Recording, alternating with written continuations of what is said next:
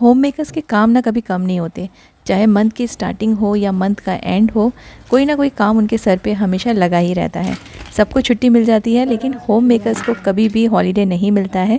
इसलिए जो छोटे मोटे काम हैं उसको अगर हम समझदारी से करें तो हम अपने लिए भी थोड़ा सा समय निकाल सकते हैं। जैसे कि मैं सामान पूरे डीमार्ट से लेकर आती हूँ, ग्रोसरी का सामान एक साथ। इस मंथ थोड़ा सा ज़्यादा लेकर आई क्योंकि इस बार क्रिसमस है तो थोड़ा कुछ हम लोग बनाएंगे घर में। इसके लिए मैंने थोड़ा सा एक्स्ट्रा सामान लाया है। तो जिस दिन मैं लेकर आती हूँ ना, उस दिन मैं इन सब पैकेट्स को अच्छे से वाइप करके रख देती हूँ। इन पैकेट्स को वाइप करने का काम थोड़ा सा एक्स्ट्रा है, लेकिन जब मैं पैकेट्स उठा के लाती हूँ ना, वहाँ पे बहुत गंदे रहते हैं, इनमें डस्ट रहता है, 10 लोग इनको हाथ लगाते हैं। इसलिए इनको मैं अच्छे से वाइप करके रखती हूँ, क्योंकि कोई कोई चीज़ें हम लोग ऐसे ही स्टोर करके रख देते हैं और जिस दिन ये लेकर आती हूँ तो उस दिन ये वाला काम मैं कर लेती हूँ। और उसके दूसरे दिन बिल्कुल टाइम वेस्ट किए बिना ये सारी चीज़ें मैं कंटेनर्स में डाल देती हूँ। जो भी चीज़ें कंटेनर में रिफ़िल करना रहता है उसे रिफ़िल कर देती हूँ, और कुछ पैकेट्स में ऐसे ही रख देती हूँ। कुछ एक्स्ट्रा पैकेट्स तो मैं उनको बड़े बड़े कंटेनर्स में डाल के रख देती हूँ।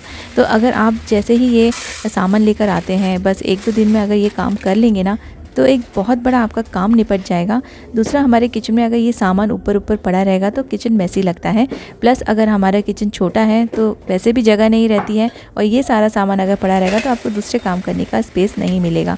इसलिए जिस दिन मैं ये लेकर आती हूँ उस दिन ये फटाफट से 1 या 2 दिन में मैं ये काम निपटा देती हूँ। मुझे 2 दिन इसलिए लगते हैं क्योंकि मैं पैकेट्स को वाइप करती हूँ।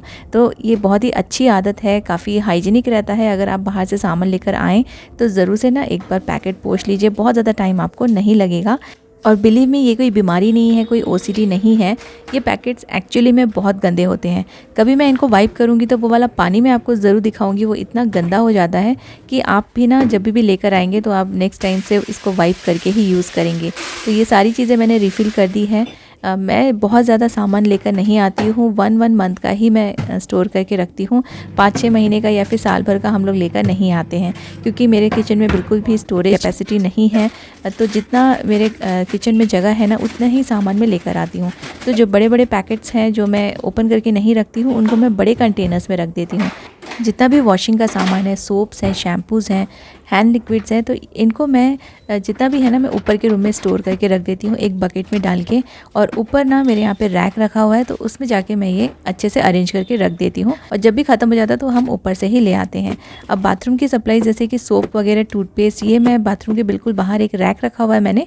छोटा मोटा सामान यहाँ पे बाथरूम की जो भी चीज़ें वो आ जाती है। शैम्पू एंड फेस वॉश मैंने बाथरूम के रैक में ही रख दिया है। सैनिटरी नैपकिन आपको एक बार दिखाया था कि मैं ऐसे बड़े ट्रांसपेरेंट बॉक्स में रखती हूँ, तो कभी भी ख़त्म हो जाए ना तो ये पता चल जाता है। तो स्मार्टली अगर आप काम करेंगे तो आप अपने लिए भी समय निकाल पाएंगे और आपके काम भी निपट जाएंगे।